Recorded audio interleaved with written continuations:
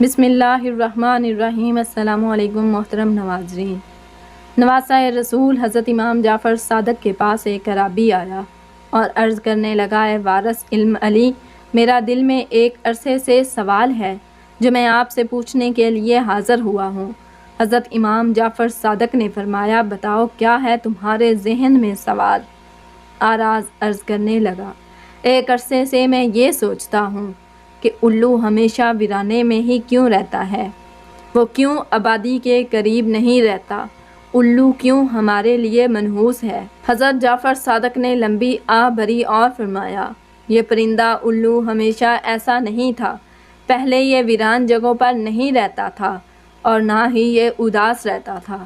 یہ پرندہ آقا دو جہاں حضرت محمد صلی اللہ علیہ وسلم کی آل سے محبت کرنے والا پرندہ تھا۔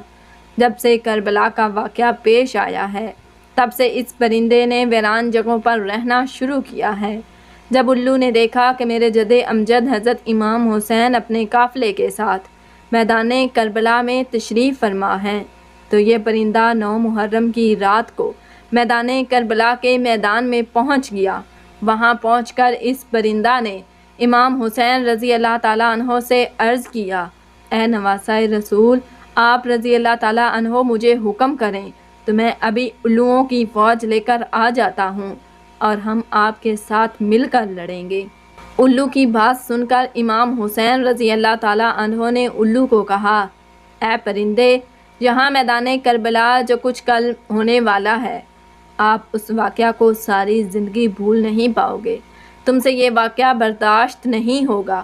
تم یہاں سے چلے جاؤ، میں اللہ کی رضا پر راضی ہوں۔ حضرت امام حسین رضی اللہ تعالیٰ عنہ کی زبان مبارک سے یہ الفاظ سن کر الو بہت ہی پریشان ہو گیا۔ پرندے نے امام حسین رضی اللہ تعالیٰ عنہ سے بار بار یہ ضد کی کہ میں یہاں سے نہیں جاؤں گا۔ الو کے بار بار ضد کرنے پر مولا حسین رضی اللہ تعالیٰ عنہ نے اس الو کو بھی میدان کربلا میں رکنے کی اجازت دے دی۔ اس طرح الو نے تمام واقعہ اپنی آنکھوں سے دیکھا کہ یزید کی فوج نے امام حسین اور اس کے جانشینوں کو کس طرح سے شہید کیا۔ آل محمد صلی اللہ علیہ وسلم کی اولاد کے ساتھ یزید نے کیا سلوک کیا۔ الو نے سب شہیدوں کو شہید ہوتے ہوئے اپنی آنکھوں سے دیکھا تھا۔ جب شہیدوں اور حضرت امام حسین رضی اللہ تعالیٰ عنہ کے سر مبارک کو بدن سے جدا ہوتے ہوئے دیکھا، حضرت محمد صلی اللہ علیہ وسلم کی آل پر یزیدی فوج کا ظلم اپنی آنکھوں سے دیکھا۔ کس طرح سے امام حسین رضی اللہ تعالیٰ عنہ نے سر مبارک کو بدن سے جدا کیا، کس طرح انہوں نے حضرت امام حسین رضی اللہ تعالیٰ عنہ کے جسم مبارک کو اذیتیں دیں۔ جب یہ سب کچھ ہو رہا تھا تو الو یہ سب کچھ دیکھ رہا تھا۔ یہ سب واقعہ دیکھنے کے بعد الو کے دل و دماغ پر انسانوں کے لیے نفرت پیدا ہو گئی۔ الو نے یہ واقعہ آ کر اپنے تمام خاندان کو سنایا۔ اس کے بعد الو کے دل میں انسانوں کے لیے نفرت کے سوا کچھ نہ رہا۔ یہی وجہ ہے کہ الو نے اپنے آپ کو انسانوں سے دور کر لیا، جہاں پر انسان اس کو دیکھ بھی نہ سکیں۔ الو حضرت محمد صلی اللہ علیہ وسلم کی آل سے بہت ہی محبت کرنے والا پرندہ ہے، لیکن لوگ اس پرندے کو منحوس سمجھتے ہیں۔ آج کل لوگوں کا یہ خیال ہے کہ اگر ہمارے گھر کے آس پاس بھی الو بول دے تو ہم پر کوئی نہ کوئی مصیبت آ جائے گی۔ اگر الو کسی کی چھت پر بولیں تو اس کے ڈر سے اپنا گھر بار ہی چھوڑ دیتے ہیں کہ ہمارے گھر کے اوپر الو آ کر بیٹھ گیا ہے، ہمارے گھر کوئی آفت آ گرے گی۔ محترم ناظرین، الو کو منحوس کہنا جاہلانہ سوچ ہے۔ الو کے بولنے سے نہ تو آپ کے گھر میں کوئی آفت آتی ہے اور نہ ہی کوئی پریشانی آتی ہے۔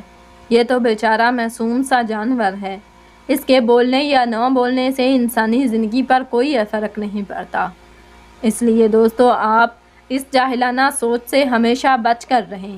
پیارے دوستو، ہم آپ کو الو کی ایسی باتوں کے بارے میں بتاتے ہیں جس کو آپ پڑھ کر حیران ہو جائیں گے کہ دنیا میں الوؤں کی 510 اقسام ہیں، لیکن الو کو خاص طور پر 2 قبیلوں میں ہی تقسیم کیا گیا ہے، بارن الو اور ٹریو الو۔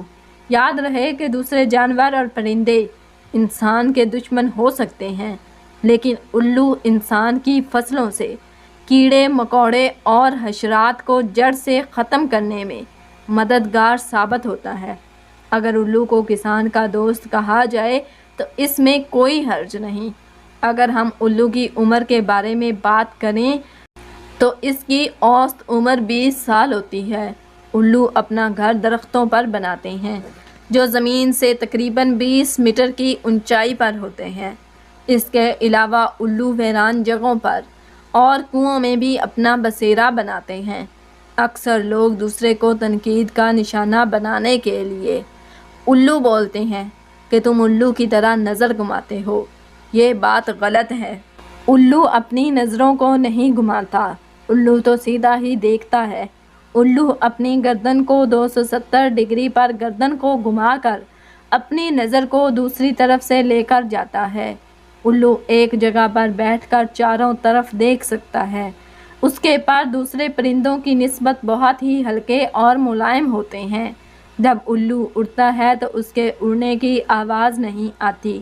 الو بہت ہی آسانی کے ساتھ اپنے شکار کو حاصل کر لیتا ہے۔ پیارے دوستو، بے شمار ملکوں میں لوگوں کے عقیدے الو کے بارے میں مختلف ہی دیکھنے کو ملتے ہیں۔ برطانیہ میں الو کے بولنے کو منحوس سمجھا جاتا ہے۔ جنوبی افریقہ میں الو کی آواز کو موت کی علامت تصور کیا جاتا ہے۔ کینیڈا والوں کا خیال ہے کہ اگر 3 دن الو مسلسل بولے تو کسی کی موت واقع ہو جاتی ہے۔ امریکہ کے لوگوں کا خیال ہے کہ الو کو دیکھنا بھی منحوس ہے۔ چین والوں کا یہ نظریہ ہے کہ اگر کسی کو الو نظر آ جائے تو گلی محلے میں کسی نہ کسی کی موت واقع ہو جاتی ہے۔